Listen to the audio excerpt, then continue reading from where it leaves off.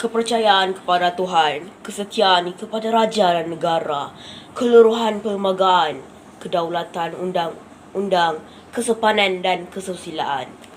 55 tahun sudah berlalu, namun 5 prinsip ini masih setia dititipkan, diikarkan pada setiap perhimpunan sekolah maupun majlis-majlis rasmi negeri atau kerajaan.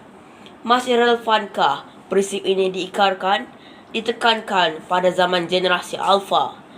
Isu ini akan kami kupas, kami sebar dengan sedikit dogma, berpandukan tinta dan wacana para sarjana melalui mauduk pidato kami. Rukun negara memacu masyarakat madani. Sekalung aspirasi saya hulurkan buat nahkoda kepimpinan majlis yang santun berbicara, barisan hakim yang sentiasa cakna, berpaksikan keadilan dan berintegriti. Semestinya saudara penjaga masa yang sentiasa peka dengan detik dan saatnya. Seterusnya, generasi madani yang saya segani serta saya hormati sekalian. Assalamualaikum warahmatullahi wabarakatuh dan salam sejahtera. Salam Malaysia Madani, salam bijak laksana tua, berani laksana jebat. Sebelum kata bersalut hujah, sebelum bicara jauh melangkah, izinkan saya mewartakan dengan lebih jelas berdefinisikan mauduk pidato pada hari ini. Rukun negara adalah satu ideologi negara yang mengandungi prinsip-prinsip kehidupan bermasyarakat, nilai-nilai kenegaraan dan norma-norma sosial yang meliputi aspek keagamaan, kebudayaan, ekonomi, politik, dan perundangan.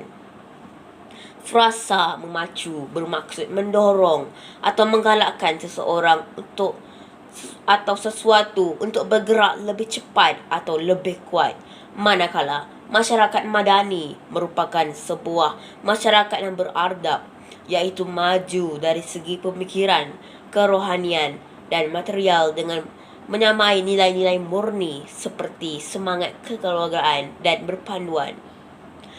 Hadirin sedang maya sekalian, memetik kata-kata mantan Perdana Menteri kedua Malaysia Tun Abdul Razak Husin. Rahsia kesempurnaan rukun negara adalah pada amalannya. Tanpa amalan, rukun negara akan menjadi secebis dokumen yang tidak mempunyai makna. Menurut Tun Abdul Razak, adalah mustahak rukun negara bukan sahaja difahami oleh setiap rakyat, tetapi juga diamalkan dengan sepenuhnya, dan segala hikmat-hikmat yang terkandung di dalam setiap perkataan dan kalimat, segala hikmat-hikmat yang terkandung di balik tiap-tiap perkataan dan kalimat rukun negara itu benar-benar menjadi darah daging. Oleh itu, bagi merungkai kepentingan rukun negara dan membuktikan kemampuan melahirkan masyarakat madani, 3 perspektif hujah kami wujudkan. Hijab pidato ini saya buka di bawah lembayung kata kesetiaan kepada raja. Raja berdaulat, kesetiaan rakyat dipelihara. Di negara kita, raja dan negara mempunyai ikatan yang sangat rapat. Ini adalah kerana Malaysia mengamalkan sistem demokratis, berparlimen dan raja perlembagaan.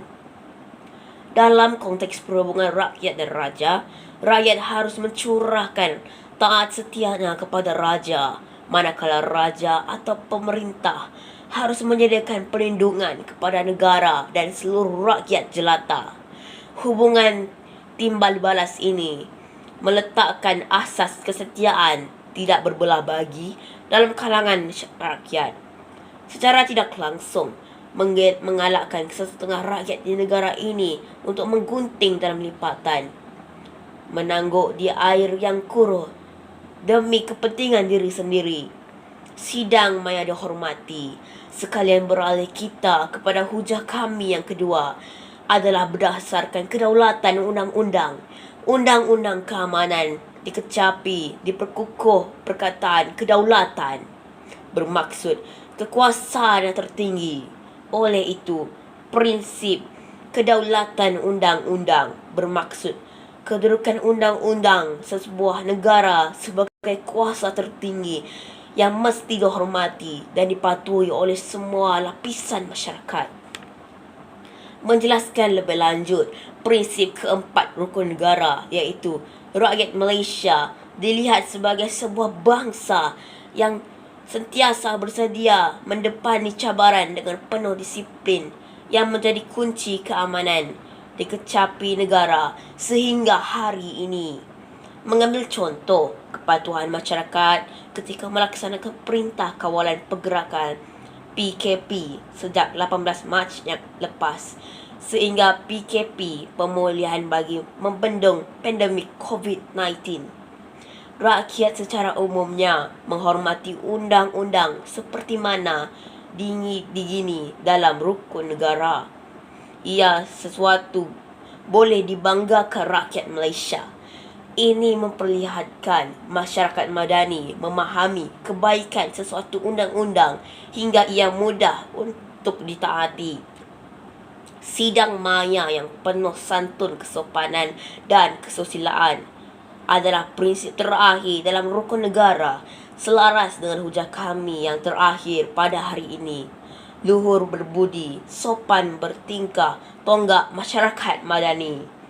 Prinsip rukun negara yang kelima ini memakna yang bahawa rakyat Malaysia haruslah bertolak ansur, bertimbang rasa dan berkelakuan baik. Prinsip kesopanan dan kesusilaan ini boleh membawa kepada perhubungan yang harmoni dalam masyarakat kita. Prinsip ini sangat penting untuk mewujudkan masyarakat yang harmoni, menghargai kepentingan kaum lain. Sesuai dengan Malaysia yang terdiri daripada masyarakat majmuk, di mana rakyat harus saling menghormati dan bertoleransi. Akal tradisi dan budaya rakyat Malaysia yang penuh tata sila dan kesopanan seharusnya dipelihara dan diamalkan supaya masyarakat bebas daripada kebudayaan falsalah liberalisme yang boleh merosakkan akhlak dan moral masyarakat. Di hujung kalam, kita perlu sedar kematangan negara semakin menyerlah di semangat wajah yang ditunjuk oleh pimpinan negara dan disepadukan dengan keazaman rakyatnya yang tercinta.